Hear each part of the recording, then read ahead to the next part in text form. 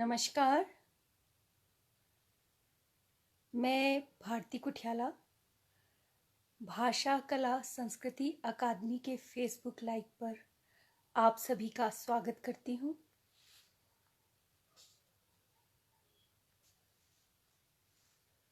मुझे उम्मीद है कि आप लोग मुझे देख रहे होंगे और कुछ लोग अभी जुड़ने वाले होंगे।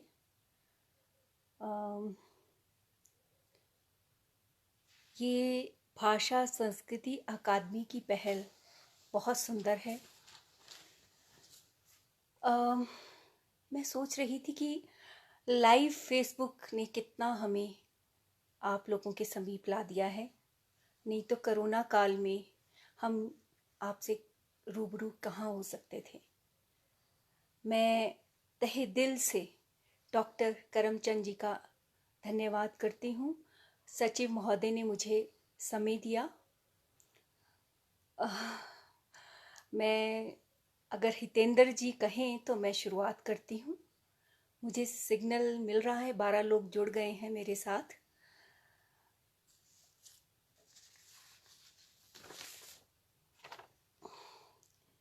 चांदनी बरसती रहती है, चांदनी बरसती रहती है अकेली स्याह रातों में।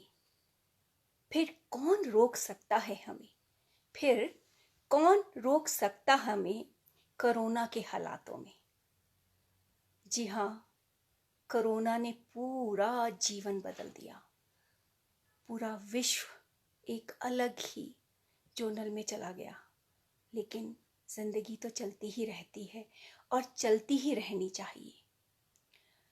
इस कोरोना काल में हमारे जो आसपास एक अवसाद का माहौल था, उसके बावजूद जो हमारे डॉक्टर्स, नर्स, प्रशासन के अधिकारी कितने उद्यमता से, कितने जोश से हमारे लिए लड़ रहे हैं। हमारे लिए वो कोरोना के जो मरीज़ हैं, जो उस भयावह स्थिति है उससे बाहर निकलने में सहयोग कर रहे हैं, मैं उनको हृदय से नमन करती हूँ। मेरा आज का विषय, जैसे मैं थोड़ा बहुत साहित्य से जुड़ी हूँ, साहित्य का जुड़ाव भी बचपन से ही रहा। समझें कि मैं अपने आप को खुशकिस्मत समझती हूँ कि जहाँ मेरा जन्म हुआ वहाँ मेरे पिताजी साहित्यिक माहौल उन्हीं के माध्यम से मिला। स्वर्गीय राजेंद्र पाल सूद 60 के दशक में भारतेंदु प्रेस की नींव रख के उन्होंने साहित्य के सहयोग में एक योगदान, एक आहुति दी। और उसमें बहुत सारे जो मुझसे वरिष्ठ साहित्यकार हैं वो इसके गवाही देते हैं कि वो किस तरह साहित्य प्रेमी साहित्यकारों के लिए एक मंडली, एक जुगली वहाँ जमी रहती थी, जिसमें करमचंद जी भी शायद कई बार मेरे पिताजी के पास आए हैं। साहित्य और कला का संबंध हमारे व्यक्तित्व के साथ है। महात्मा गांधी जी ने एक बार कहा था, असीमित सौंदर्य और जीवन कल्याण की भावना ही कला है। कला संस्कृत की वाटिका है। कला का प्राण है रसात्मकता और आनंद। अभिनय उन्हीं कलाओं में से है। जैसा कि आप जानते ही हैं, 64 कलाओं की बात की जाती है, जिसमें से एक कला नाट्य भी है। नाट्य की उत्पत्ति कैसे हुई, बहुत सारे विद्वान इसके बारे में जानते ही हैं, लेकिन थोड़ा सा मैं बिल्कुल छोटे से 2 शब्दों में कहना चाहूँगी। नाट्य की उत्पत्ति के बारे में ऐसा कहा जाता है कि जब सतयुग खत्म हो रहा था और त्रेता युग आने वाला था, उस समय ब्रह्मा जी के पास सारे लोग गए। उन्होंने कहा कि हमें कोई ऐसा साधन बताएं ताकि जो हम दुख से हमारा कैसे निवारण होगा, हमें मनोरंजन का कोई ऐसा साधन उत्पन्न करें। उस समय जो उन्होंने प्रार्थना की देवताओं ने, तो जो संवाद पैदा हुआ और जो रचना की गई वो नाट्य अभिनय इस कला का उद्गम हुआ। ऐसा भी माना जाता है कि सर्वप्रथम इसका जो उदय है वो भारत में हुआ और ऋग्वेद के कतिपय सूत्रों में यम, यमी, पुरूरवा, उर्वशी के कुछ संवाद जो लोक नाट्य के माध्यम से हमारे सामने आते हैं। अभी जैसा कि फलता उन्होंने जो ऋग्वेद में कथोपकथन, सामवेद से ऐसा माना जाता है कि गायन, यजुर्वेद से अभिनय और अथर्ववेद से नाट्य का निर्माण हुआ। और विश्वकर्मा जी ने रंगकर्म जो रंगशाला है उसको आरंभ किया। ऐसा भी माना जाता है कि कौटिल्य के समय में जो रंगशाला थी उस समय भी नाट्य का जो वहाँ के समाज थे, वहाँ के जनजाति थे, वो रंगशाला का उपयोग करते थे। महाभारत में भी रंग कला का ऐसे प्रभाव है और कई उसके पौराणिक ग्रंथों में इसका संस्मरण आता है, उसके बारे में बातचीत होती है। आधुनिक काल की बात करें तो रंग और मंच, रंग शब्द दो, रंगमंच से जो हम बात करते हैं दो शब्दों से मिलकर बना है। रंग यानी कि विभिन्न भावों को प्रेषित करने के लिए आप विभिन्न साज सज्जा, अपना भूषण, आभूषण, भाव, रंग पैदा करते हैं।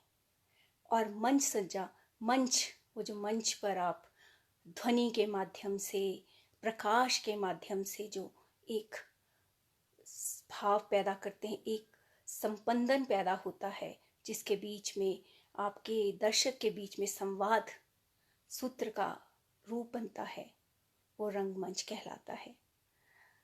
रंगमंच से मेरा बचपन से नाता रहा। रंगमंच ने मुझे जीवन दिया, मैं ये कह सकती हूँ। और आज का जो विषय था मैं उसको व्यक्तित्व निर्माण के साथ जोड़कर देखना चाहती हूँ। आप भी मुझसे सहमत होंगे। रंगमंच केवल आपको नाटक में दर्शक ही नहीं देता, वो आपके व्यक्तित्व निर्माण में बहुत बड़ी भूमिका निभाता है।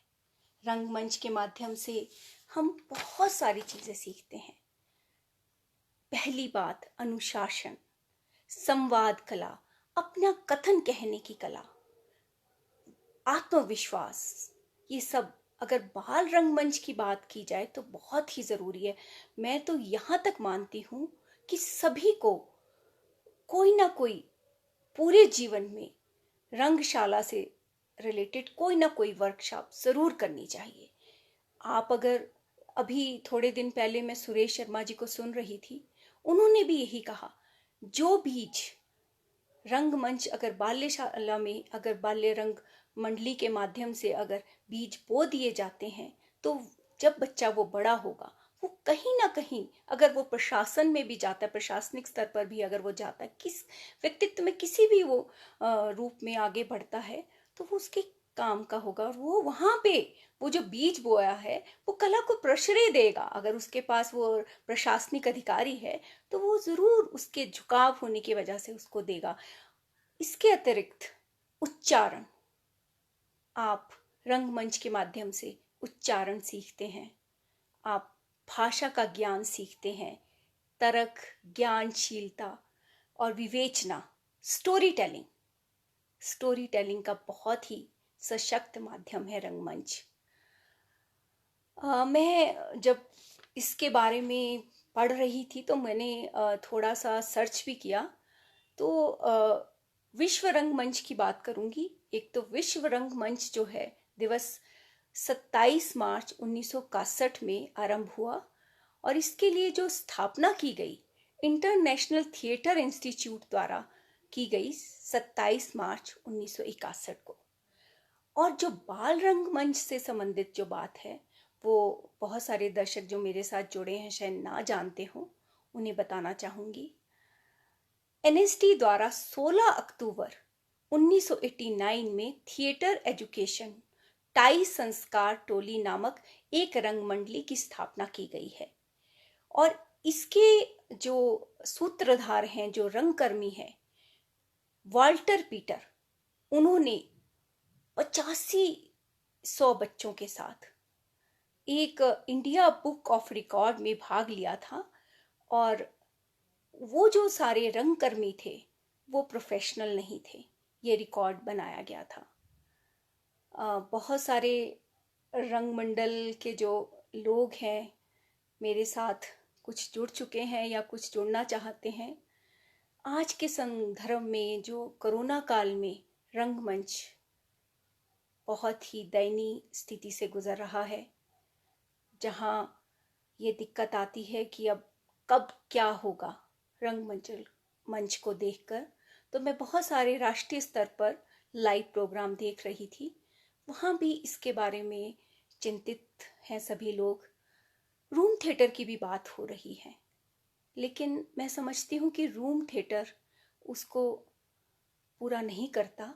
हाँ, थोड़े समय के लिए हम बेशक रूम थिएटर में चले जाएं, लेकिन मुझे लगता है कि लाइव प्रोग्राम जैसे आपसे मैं मुखातिब हो रही हूँ, अगर छोटे छोटे हम सोलो परफॉर्मेंस करके आप आपस में एक दूसरे से संवाद स्थापित कर सकते हैं ऐसे समय में।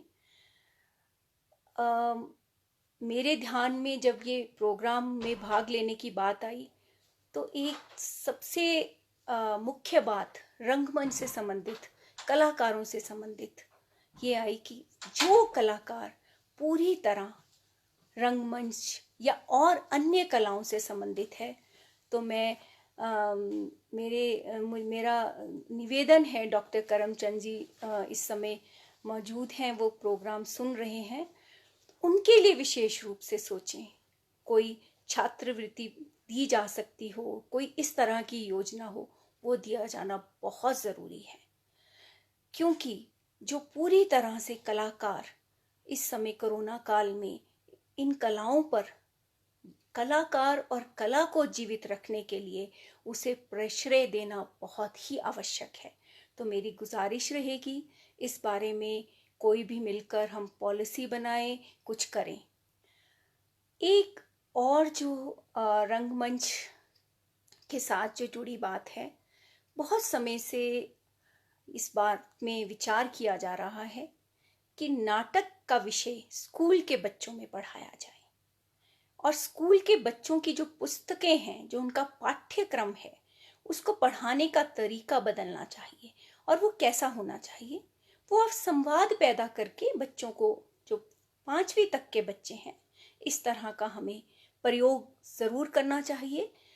बहुत सारे शहरों में बहुत सारे जो प्रयोगधर्मी लोग हैं इस तरह के प्रयास कर रहे हैं। मुझे लगता है कि जो एक लर्निंग का प्रोसेस है उसको बदलने की बहुत ही ज़्यादा आवश्यकता है। और अगर हम सोचें, गहनता से विचार करें, तो इसमें यह भी ज़रूरी है कि जो अकादमी स्तर पर जो ये अकादमिक जो हमारा एमए का सिलेबस नाटक के लिए कई यूनिवर्सिटी में शुरू भी हो गया है, यहाँ पे भी उसमें विचार चल रहा था, वो आगे बढ़ें। ये है, वहाँ से जो बच्चे निकलेंगे उन्हें स्कूल में इस तरह के प्रोग्राम में लगाया जा सकता है। आप चाहेंगे मेरी कविता सुनना, तो मैं आपको कोरोना काल में अपनी कविता भी सुनाना चाहूँगी। मेरी कविता है नदी और तट। नदी और तट। नदी हर तट पर हर छोर को छूते ठहरना चाहती है। नदी हर तट पर हर छोर को छूते ठहरना चाहती है। तट नदी को आगे और आगे धकेल देता है। जीवन धारा समेटे नदी आगे बढ़ जाती है। जीवन धारा समेटे नदी आगे बढ़ जाती है। तट ठगा सा उसे जाते देखता रहता है। तट ठगा सा उसे जाते देखता रहता है। उसे उसका रुकना भी नहीं भाता। उसे उसका रुकना भी नहीं भाता और उसका चलना भी अखरता है। उसे उसका रुकना भी नहीं भाता, उसका चलना भी अखरता है। क्यों? नदी आगे और आगे बढ़ती जाती है। नदी आगे और आगे बढ़ती जाती है। नदी के गर्भ से निकले समय के हर मोड़ के पत्थर नए आकार लेते जब तब मुखातिब होते रहते हैं। तट खड़ा कुंठित होता रहता है। नदी मीलों रफ्तार तय करती दिन ब दिन स्वच्छ सुंदर होती जाती है और तट दिन ब दिन नदी को याद करता व्यथित एकाकी निष्प्राण शिला में बदल जाता है। एक दूसरी कविता। साल दर साल। वो साल दर साल इकट्ठा करता रहा कुछ सपने कुछ चाहते। वो साल दर साल इकट्ठा करता रहा कुछ सपने कुछ चाहते।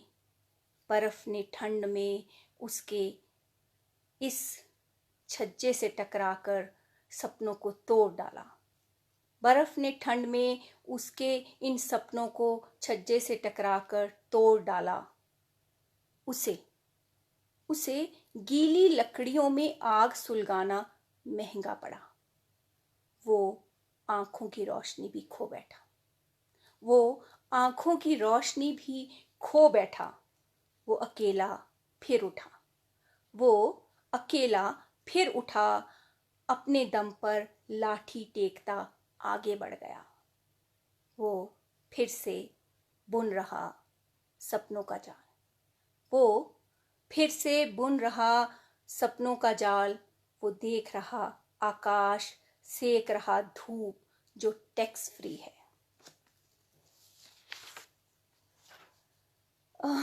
कोरोना काल ने सभी को कुछ ना कुछ लिखने के लिए बाध्य किया है।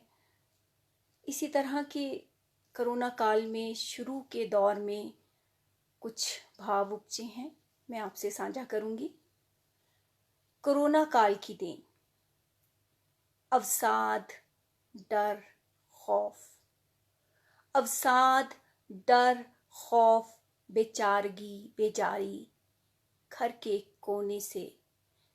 एक कोने से खिड़की पर दिन रात में बदलते देखती मैं।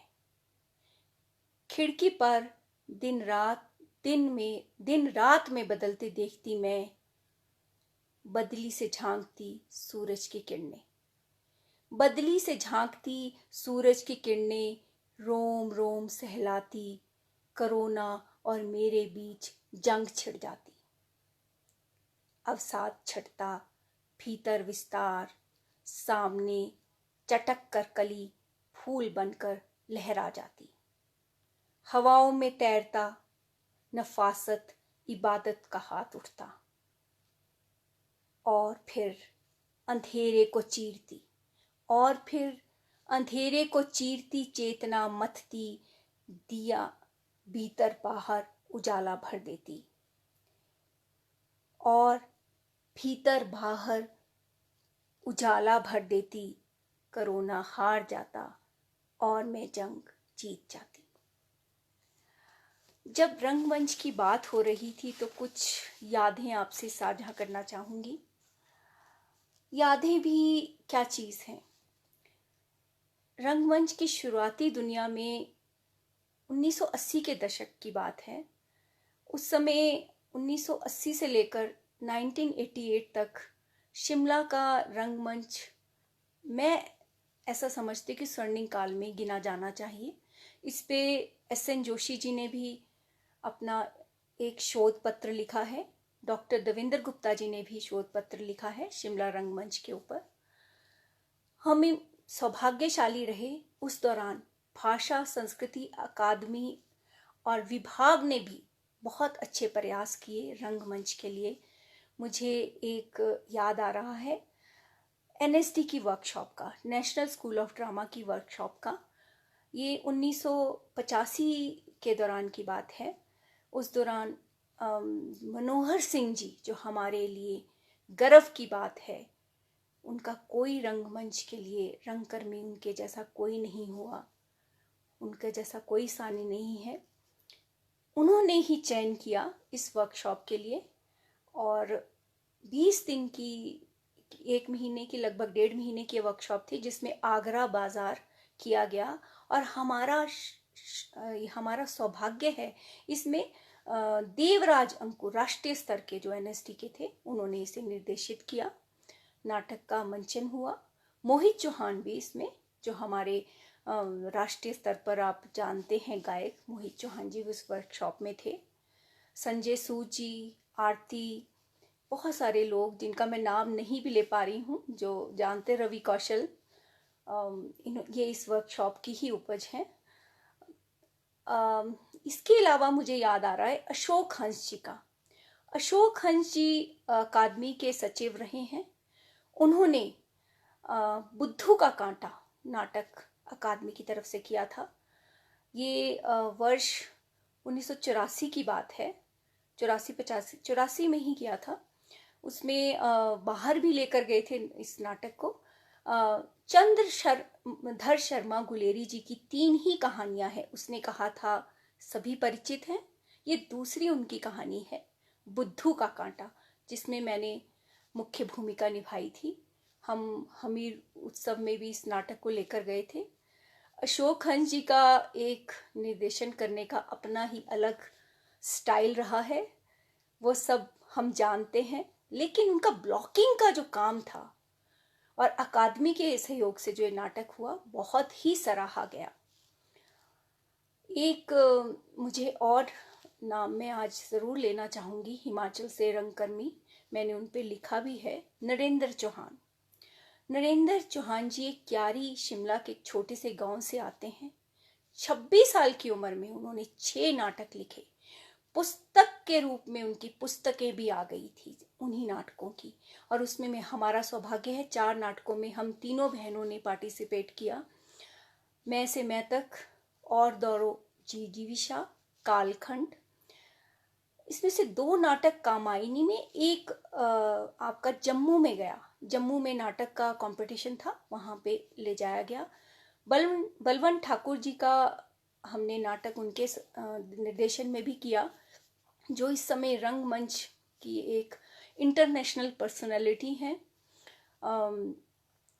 हमें सौभाग्य रहा, हम सौभाग्यशाली थे कि हम इतने बड़े निर्देशकों के साथ काम कर पाए। एक और चीज़ मैं साझा करना चाहूँगी नरेंद्र भैया के संदर्भ में ही, जैसे कुछ लोगों ने पढ़ा हो, लेकिन जिन्होंने नहीं पढ़ा उनके बारे में, उन्होंने उस समय 25-30 लोगों की टीम को दिल्ली ले जाके हिमाचल भवन के बेसमेंट में ठहराना, सारा सबका देखना, एक पिता तुल्य बनकर। और हमसे वो 2-4 साल ही बड़े रहे होंगे। मैं आज सोचती हूँ कि हमें तब पता नहीं था कि उस नाटक के बाद हमें नामवर सिंह जी ने उस नाटक पे चर्चा करने के लिए अगले दिन जो इकट्ठे होते हैं वो लोग आए। हमें इतनी समझ भी नहीं थी कि इतने बड़े हम साहित्यकारों के बीच में हमारी दखल हो रहा है। हमें हमारा परिचय करवा रहे हैं, नरेंद्र भैया के माध्यम से हमारा परिचय हुआ उनसे। उनका एक और जो बात थी कि लेखक जो समाज के आसपास देखता है उसको लिखता है। कुछ चीज़ें वो व्यथित होकर जब बहुत ज़्यादा चिंतनशील होता है तभी वो लिख पाता है। नाटक करना, निर्देशन करना, मैनेजमेंट करना और लिखना एक साथ एक व्यक्ति द्वारा, ये बहुत बड़ी बात थी। उस दौरान एक छोटा सा शहर है शिमला, रिहर्सल के लिए भी जगह नहीं होती थी। तो मुझे याद है मिस्टर मोंगा जी होते थे कालीबाड़ी के नीचे, उन्होंने अपना घर हमें दे दिया था कि आप आइए, आप हमारे साथ, जब भी आपको कोई बैठक करनी हो, कोई मीटिंग करनी हो, आप हमारे यहाँ आकर कर सकते हैं। नाटक के साथ जहाँ रंगमंच की बात आती है, मैं थोड़ा सा प्रकाश आकाशवाणी शिमला के नाटक विभाग में ज़रूर डालना चाहूँगी। कला ठाकुर जी का नाम किसने नहीं सुना। कला Thakur ji A grade artist थी। अभी तक और कोई महिला हिमाचल से नाटक के क्षेत्र में ए ग्रेड नहीं हुई है, और उन्होंने वो जो ए ग्रेड नाटक के क्षेत्र में लिया था, वो दिल्ली जाकर उसकी रिकॉर्डिंग होती थी।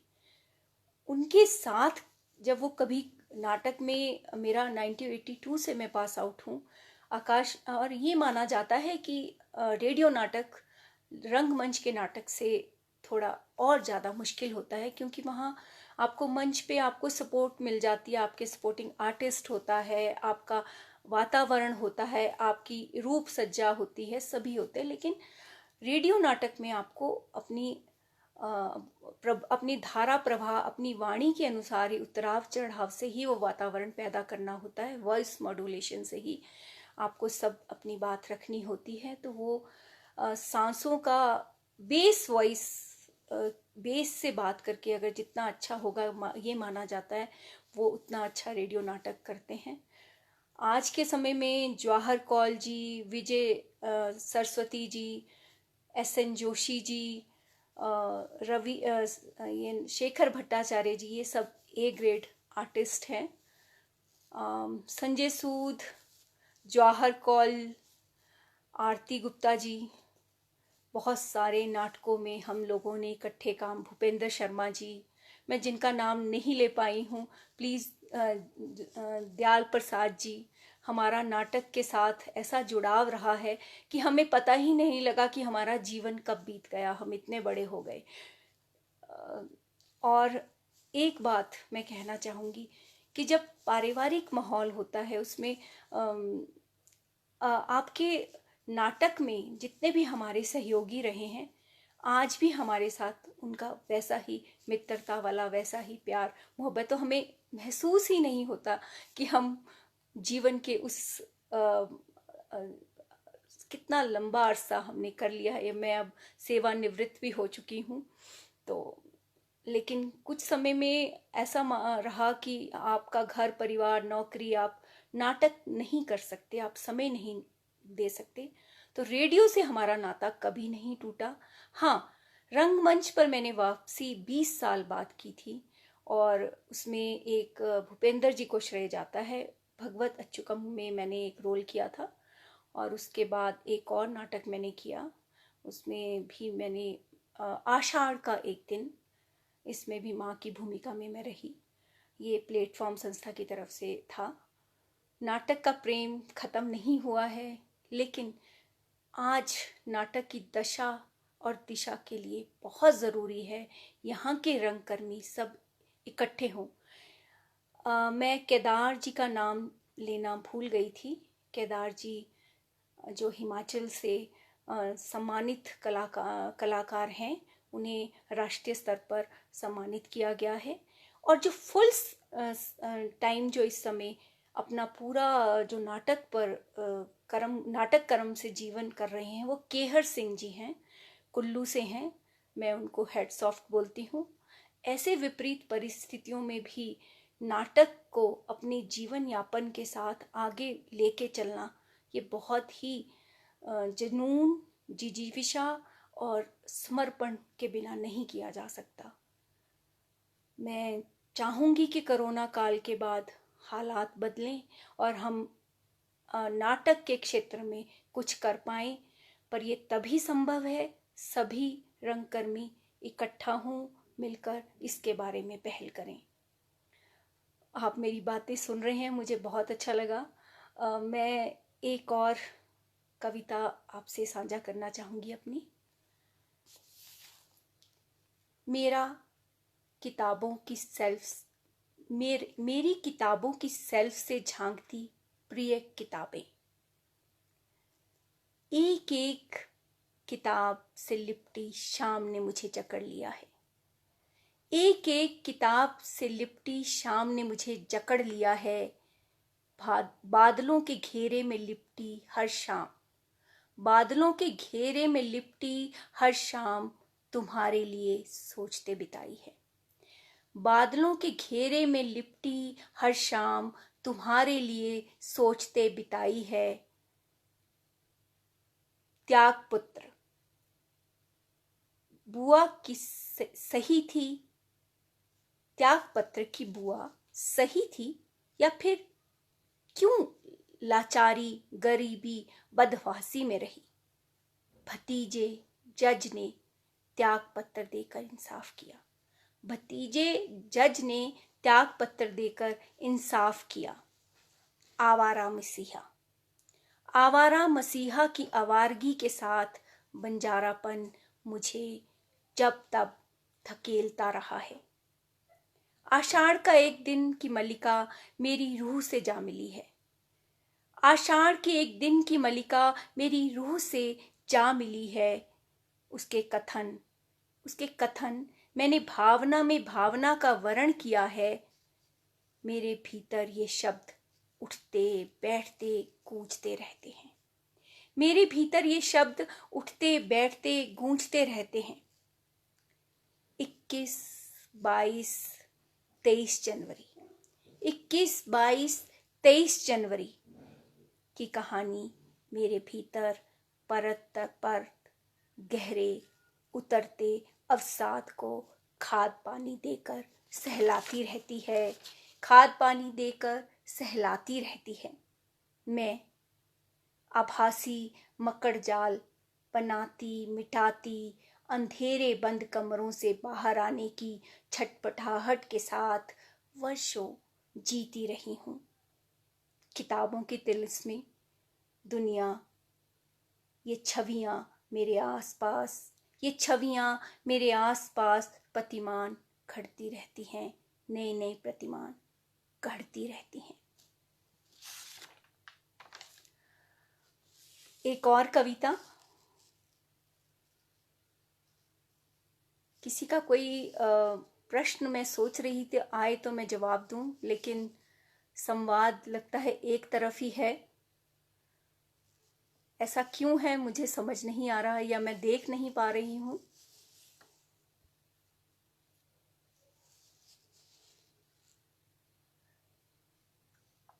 बेटे के नाम चंद शब्द, बेटे के नाम चंद शब्द, मैं ले आई तुम्हारे लिए, मैं ले आई तुम्हारे लिए घर की रौनक, जिसके माथे की बिंदी तुम हो, जिसके माथे की बिंदी तुम हो, तुम्हारी हंसी और आंखों का काजल तुम्हारी नजरें, तुम्हारी हंसी और आंखों का काजल तुम्हारी नजरें।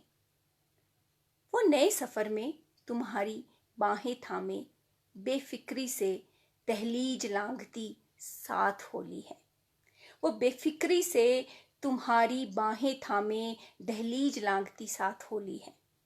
साथ लाई है सपनों की पिटारी, बीती गठरी, आंखों में ख्वाहिश, हसरतें और रवायतें। मैं जानती हूँ तुम उसके चेहरे की हंसी, उसकी ख्वाहिशों के मेहराब, जीवन संगनी को सरताज बनोगे, जीवन संगनी का सरताज बनोगे।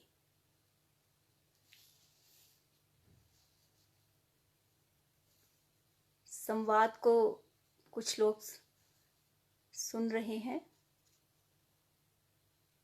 एक कविता और,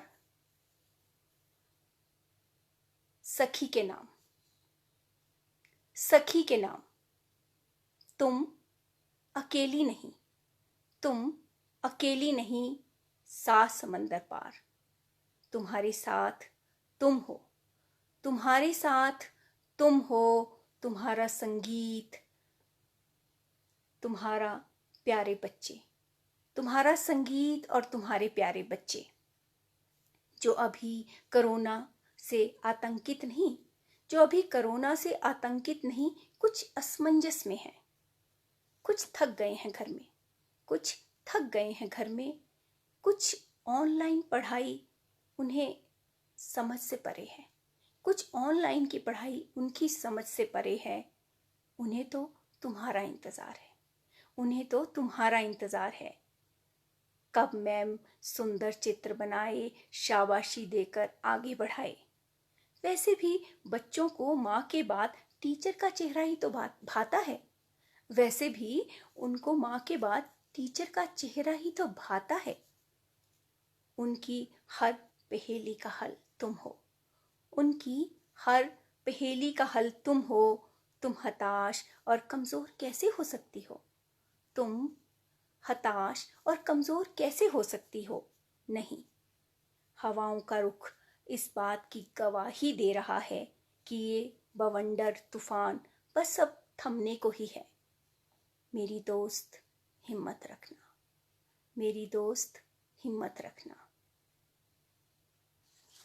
कुछ क्षणिकाएं मैं आपसे साझा करूंगी।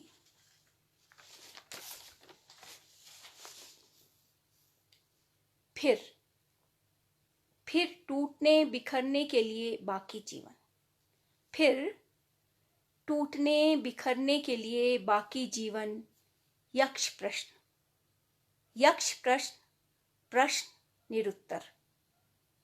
समय के गर्भ में कैद, विकलता, थैरे के बीच जीवन झूलता, टिकता, कभी इस पार कभी उस पार।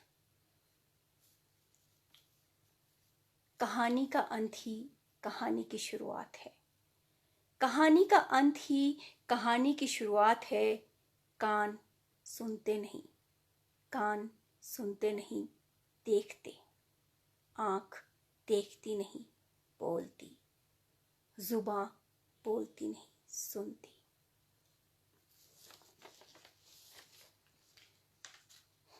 कोरोना के आरंभ की ही बात है, जब घर में रहना पड़ा तो समझ नहीं आ रहा था क्या हो रहा है, क्यों हो रहा है।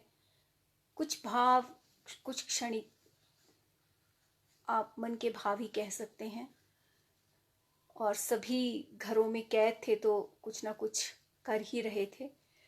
उसी के संदर्भ में मैंने ये 4 लाइनें लिखी हैं। घर बदल रहे, घर बदल रहे रसोई घरों में, घर बदल रहे रसोई घरों में, घर बदल रहे मोबाइल स्क्रीन में, घर बदल रहे रसोई घरों में, घर बदल रहे मोबाइल स्क्रीन में, घर बदल रहे पुरानी तस्वीरों में। एक और, मलाई से मक्खन बिलोते, मलाई से मक्खन बिलोते, सोच कोरोना भी बिलो रहा इंसानियत, कोरोना भी बिलो रहा इंसानियत, हिम्मत, धैर्य। 3 पंक्तियां और आपसे साझा करूंगी। तुम गफलत में, तुम गफलत में, कभी धर्म कभी जाति तो कभी देश की सीमा में। तुम गफलत में, कभी धर्म कभी जाति तो कभी देश की सीमा में। वो कैद करता रहा मानवता। तुम गफलत में, कभी धर्म कभी जाति तो कभी देश की सीमा में, कैद करते रहे मानवता। और कोरोना ने सारे बंधन तोड़ डाले, और कोरोना ने सारे बंधन तोड़ डाले। आपकी तरफ से कोई संवाद में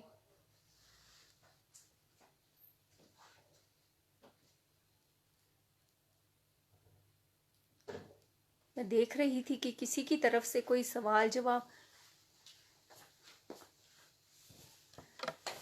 मैंने कहा, चंद पंक्तियां हैं, आपकी नजर। मैंने कहा उसने सुना, मैंने कहा उसने सुना, उसने कहा मैंने सुना, फिर सुना अनसुना दोनों और, फिर सुना अनसुना दोनों और।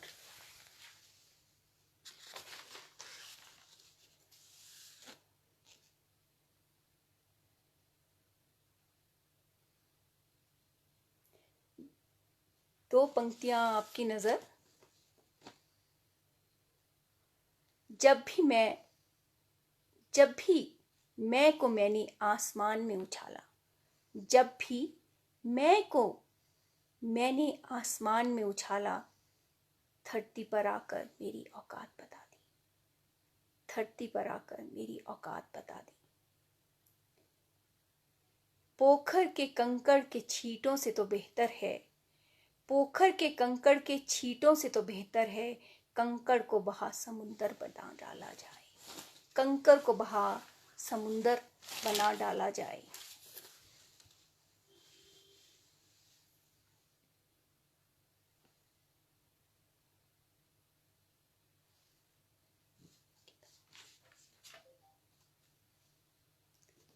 आपकी तरफ से कोई प्रश्न?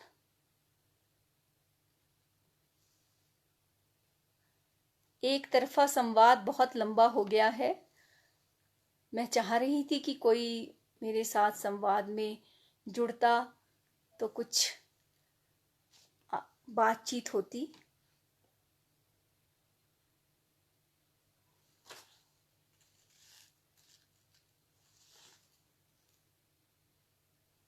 चलिए मैं ही आपके साथ एक और साझा करती हूँ। रंगमंच से जुड़ी याद ही है।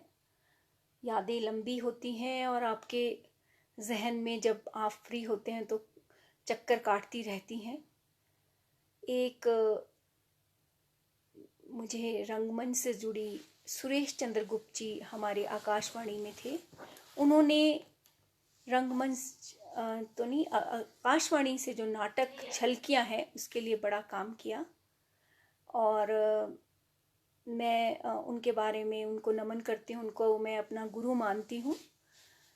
उनका ये मानना था कि अगर आप नाटक के लिए आए हैं तो 2 दिन रिहर्सल तो पूरी करनी ही करनी है, तीसरे दिन रिकॉर्डिंग होगी।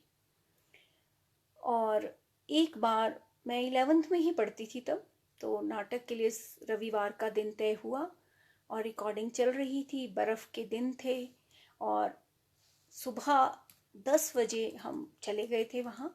और जाने का टाइम होता है निश्चित, आने का कोई निश्चित समय नहीं होता। तो बर्फ़ में जाना तो था, चलो वहाँ पे चले गए और रिकॉर्डिंग करते करते 7 बज गए शाम के। और घर में चिंता हो रही थी कि कहाँ है, कैसे हैं, कुछ पता नहीं। किसी तरह से मेरे पिताजी ने वहाँ पे फ़ोन लगाया, आकाशवाणी में बात हुई और फिर पता चला कि अभी भी रिकॉर्डिंग जारी है। लेकिन बाप तो बाप होता है, वो चल पड़े बर्फ़ में ही और मुझे लेने के लिए। और बर्फ़ बहुत ज़्यादा थी और उसमें कहीं बर्फ़ में बहुत लंबी कील थी जो उनके पैर में चलते जूते से निकलकर उनके पैर में धंस गई। और किसी तरह से फिर भी लंगड़ाते हुए वो मुझे लेने आए और बाद में जैसे तैसे उसका इलाज हुआ। लेकिन एक और चीज़ प्रतिबद्धता की बात आती कि हमें नाटक के लिए जो चीज़ है वो बोलते थे सुरेश चंद्र गुप्त जी कि आप अपने साथ पेन ज़रूर रखिए। जब भी आप रिकॉर्डिंग के लिए आए, आप पेन के बिना नहीं आएंगे। समय की पाबंदी ज़रूर होगी कि सभी लोग समय पर वहाँ उपस्थित होंगे। और उनका इतना डर होता था कि जो फाइन लगेगा उसको रोल नहीं मिलेगा और उसको चाय पिलानी पड़ेगी, चाय के साथ उसको नाश्ता जो भी खर्चा है वो उसी को करना पड़ेगा। तो मुझे लगता है जितने भी रेडियो नाटक से संबंधित लोग हैं वो सब इस चीज़ को जानते हैं कि सुरेश चंद्र गुप्त जी ने के समय में कितने अच्छे नाटक हुए। राष्ट्रीय स्तर पर नाटकों का प्रसारण हुआ और झलकियों में भी उन्होंने अपने समय में जो 15-15 मिनट की झलकियाँ होती थी उसमें भी उन्होंने बड़ा काम उसमें करवाया, हमसे भी करवाया। तब तो हम बाल कलाकार के रूप में ही थे। झलकियों में 15 मिनट की झलकी में जो बाल कलाकार का रूप है उसमें घर में लाके वो कैथू से नीचे उनका घर था वहाँ बुलाते थे और वहीं पे हम रिहर्सल करने 2 दिन 2 बार रिहर्सल करने जाते थे। उसके बाद 15 मिनट की झलकी की रिकॉर्डिंग भी तीसरी बार होती थी। पहले दिन वो कहते थे रीड करो आप इसको समझो, उतारो अपने पूरे पात्र को अपने अंदर, और जो भी आपको जहाँ आपने जिस शब्द पे आपने जोर देना है उससे पहले कॉमा लगाएं, आप कैसे बात करें, वो पूरा छोटी छोटी डिटेल में जाकर सिखाते थे। वो सारी चीज़ें जो एक बचपन में हमें सिखाई गई, वो आज तक कभी नहीं भूलती। तो मैं कभी भी अगर रिकॉर्डिंग के लिए अभी भी अगर मैं जाती हूँ तो मेरे पास पेन हमेशा रहता है, और समय की पाबंद होने की पूरी कोशिश रहती है कि वो चीज़ जो हमने उन्हीं से सीखी थी। आपसे नाटक के संबंध में मैं जो अभी हाल ही में यहाँ आकाशवाणी जी से नाटक हुआ था, जो कि राष्ट्रीय स्तर पर भी अभी हमारा प्रथम पुरस्कार मिला है। एक हिमाचल की लोक कथा के ऊपर आधारित था, मैं नाम अभी भूल रही हूँ। तो ये हुक्मचंद जी के निर्देशन में ही इसे रिकॉर्ड किया गया था, और 2019 की बात है। और अभी साहित्य के क्षेत्र में मैं, क्योंकि रंगमंच की बात इसलिए कर रही हूँ कि मैं अकादमी की सदस्य निष्पादन कला से हूँ, तो मेरा दायित्व बन जाता है कि मैं रंगमंच के लिए कुछ प्रयास करूँ। करमचंद जी मेरी बात सुन रहे होंगे, और आने वाले समय में हम सभी के साझा प्रयास से हम इसमें आगे बढ़ेंगे। एक और बात जो मैं आपसे साझा करना चाहूँगी, हर साल नाटक का जो एक महीने का जो हमारा मार्च में लगता था, फेस्टिवल होता था, वो अभी कुछ समय से नहीं हो रहा है। पिछले साल बलवंत गार्गी जी के ऊपर तो अकादमी ने ही किया था, पर उसके बाद से नहीं हुआ। ये कोरोना काल के बाद उसको नियमित रूप से किया जाना और एक तिथि निर्धारित हो जाए, वो ज़्यादा अच्छा रहेगा। आपसे एक और कविता अपनी साझा करती हूँ।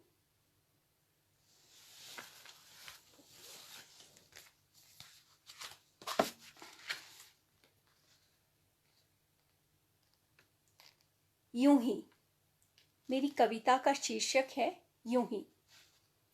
यूं ही हर रोज रोशनी के संग बह जाती हूँ मैं।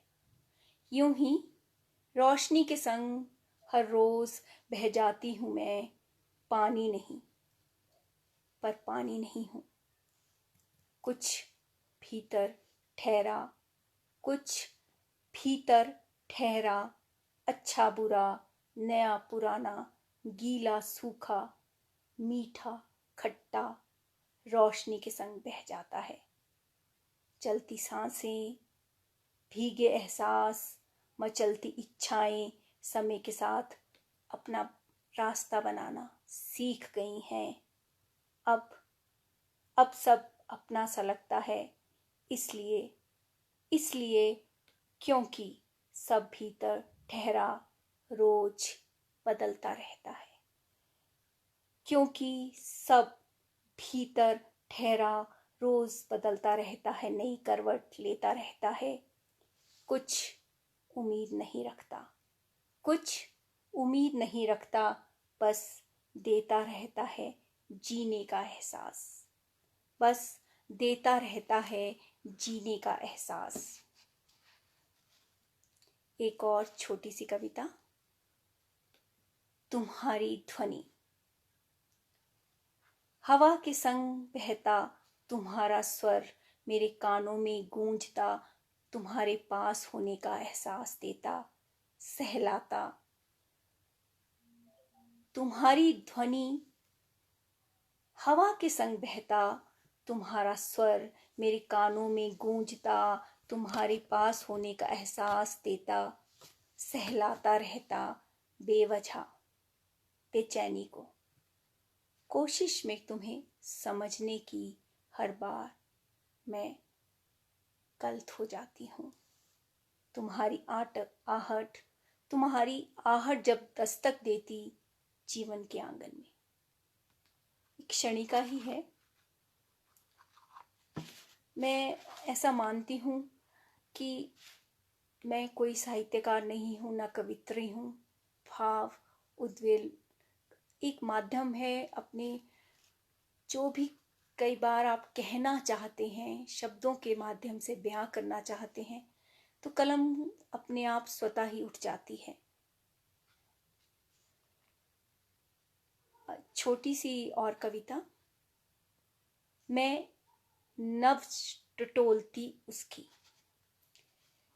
मैं नब्ज टटोलती उसकी, उसके मन की, उसके रंग की वो तन जाती। मैं नब्ज टटोलती उसकी, उसके मन की, उसके तन की वो तन जाती, थम जाती। भीतर उठती गिरती वो कभी गुब्बारे सी, हवा में तैरती, उड़ती गिरती, कभी झूले माफिक आर पार हो जाती।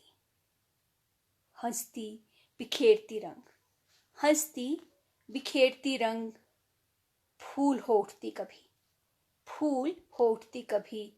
फिर भी मैंने कभी उसके चेहरे की पड़ताल करना नहीं बंद किया। शायद अब वो भी समझ गई है, शायद वो अब भी समझ गई है।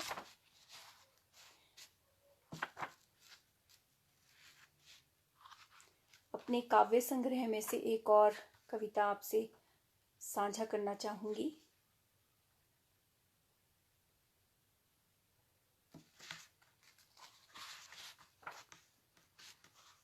पहाड़ों के बदलते मायने, पहाड़ों के बदलते मायने। हर बार मैं आवाज देती हूँ, हर बार मैं आवाज देती हूँ, इस उम्मीद से कि मेरी आवाज वापस लौट आएगी उसकी लय के साथ। हर बार मैं आवाज देती हूँ इस उम्मीद से कि मेरी आवाज वापस लौट आएगी उसकी लय के साथ। पर नहीं, अब पहाड़ों के मायने बदलने लगे हैं। पर नहीं, अब पहाड़ों के मायने बदलने लगे हैं। तभी तो बावड़ी प्यासी है और झरना रो रहा है। अब मुझे नई उपमा की तलाश है, अब मुझे नई उपमा की तलाश है जो मेरी आवाज के साथ कदम ताल कर सके और फिर किसी को मेरी तरह धोखा ना हो।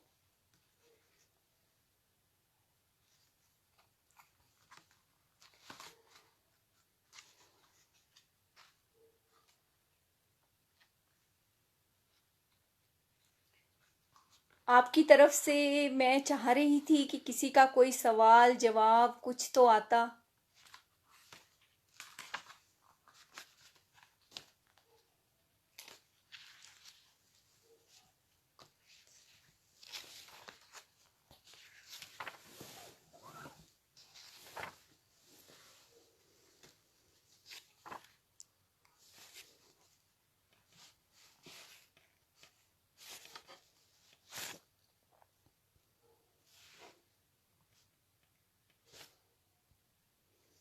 मेरा शहर, एक और कविता आपकी नजर। मेरा शहर, समय का खेल, मेरा शहर नए कलेवर लिए मुझे चिढ़ाने लगा है। समय का शहर, समय का खेल, मेरा शहर नए कलेवर लिए मुझे चिढ़ाने लगा है। मेरे बचपन का दौलत सिंह पार्क, मेरे बचपन का Daulat Singh park, ladies park, सब में बसा मंजर मुझे अपनी ओर खींचता सा है। फूलों की क्यारी, वो फूलों की क्यारी जिससे मेरे घर की पूजा में महकती थी लेडीज पार्क की दुब और गेंदे के फूल, और गेंदे के फूल। पर अब सोचती हूँ, क्या इस बार पूजा में नाती के साथ लाने को कहूँगी? नहीं, कहाँ से कहूँगी। हर बार इस तरह गांधी जयंती पर हार चढ़ाने के लिए बेमन खाली हाथ ही तो न। अब माल रोड पर उभरे टेढ़े मेढ़े आकार लेते रास्ते सैलानियों को सुकून देंगे गर्मी में। फवारों की बौछारें मैं कहाँ से दिखला पाऊंगी नाती को, वो भी सोचता होगा। कैसे शिमला पहाड़ों की रानी, माल का चक्कर लगाते निगाहें तलाशती रहती हरियाली, लेकिन कैसी बेबसी है, बेनूर होता शिमला और शोर है सुंदरता का।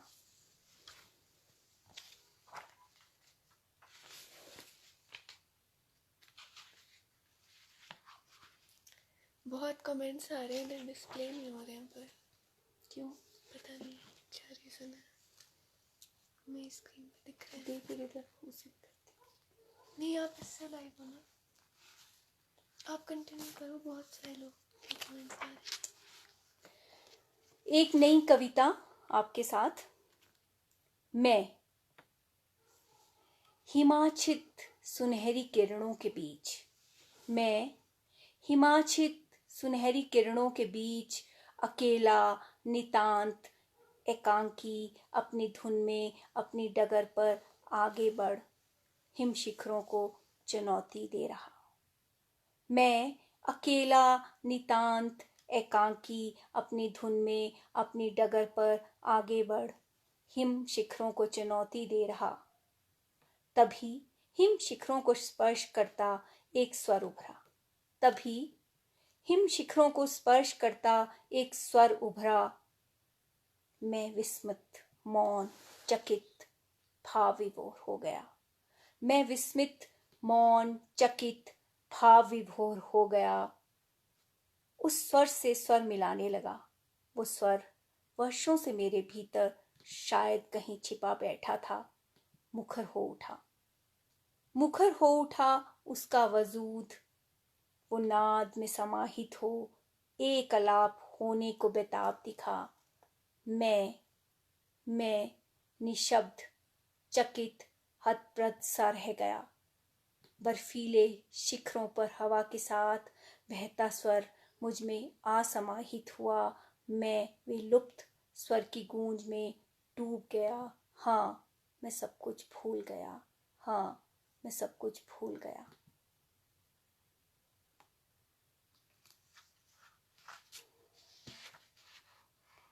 हाँ, मैं नारी हूं। एक कविता और आपकी नजर। हाँ, मैं नारी हूं। यूं ही समझ बैठी थी मैं, जानती न थी मैं कौन हूं, क्या हूं। यूं ही समझ बैठी थी मैं, जानती न थी मैं कौन हूं, क्या हूं। एहसास हुआ तो जाना, एहसास हुआ तो जाना, मैं जननी हूं, ममता हूं। एहसास हुआ तो जाना, मैं जननी हूं, ममता हूं, सुगंधा हूं, महकती हवा हूं। मैं जननी हूं, सुगंधा हूं, महकती हवा हूं, सहलाती दवा हूं, दुआ हूं, महकता गुलाब हूं, सौंदर्य का बयां हूं, सौंदर्य का बयां हूं। मैं हूं तो तुम हो, मैं हूं तो तुम हो। तुमसे है जीवन, जीवन से संगीत, और संगीत से रस, रस से सराबोर ये धरती, ये आकाश, अविरल चलता सृष्टि चक्र, अविरल चलता सृष्टि चक्र। मैं हूं अनंत निराकार का साकार रूप। मैं हूं शिव शक्ति। हाँ, मैं नारी हूं। हाँ, मैं नारी हूं।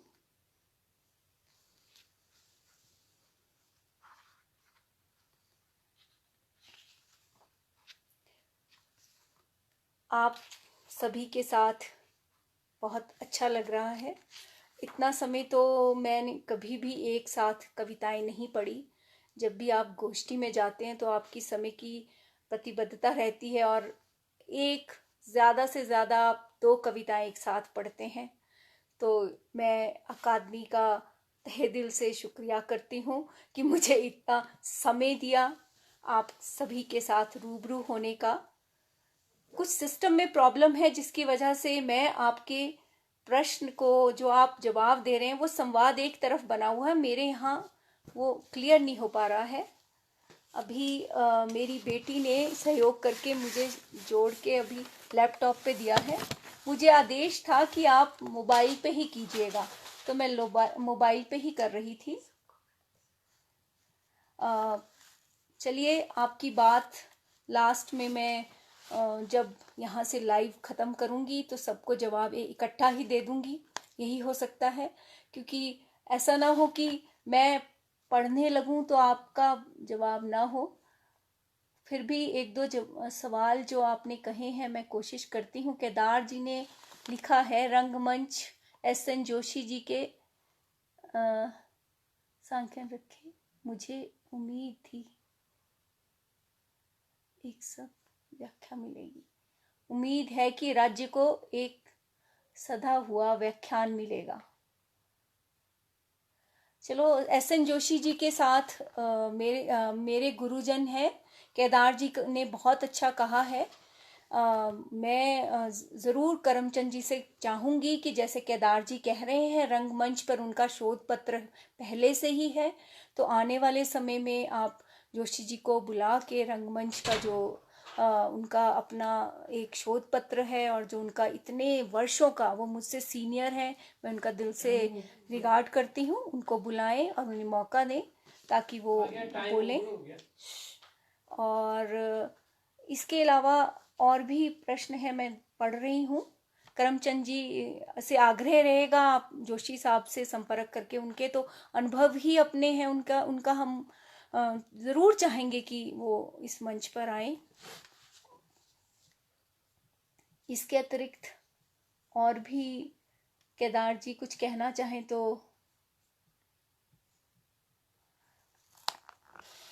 एक अंतिम मैं कविता सुना के अपनी वाणी को विराम दूंगी। आवाजें सुनाई देती हैं, आवाजें सुनाई देती हैं, भीतर भी और बाहर भी।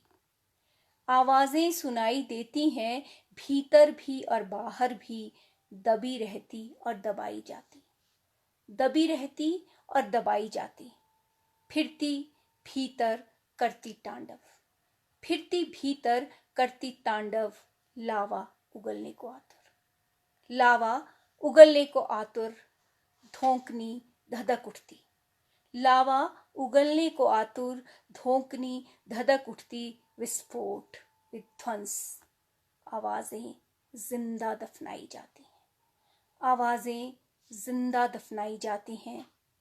क्यों और कब तक, क्यों और कब तक भस्मासुर उगाता, फैलाता है जाल।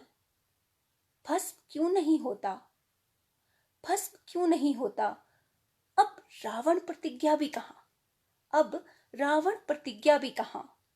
हरोर शोर, दबी और दबाई जाती चीखें, नहीं सही जाती, नहीं सही जाती।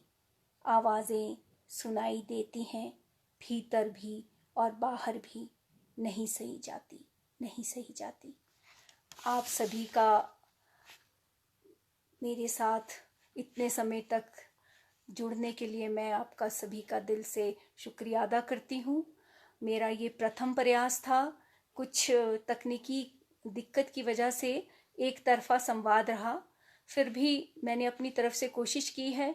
और दूसरी बार जब कभी होगा तो मैं आपके प्रश्नों का उसी समय जवाब दे पाऊँगी। आपने मुझे इतनी धैर्य के साथ सुना, आप सभी का मैं दिल से आभार करती हूँ। भाषा संस्कृति कला अकादमी का मैं दिल से शुक्रिया अदा करती हूँ।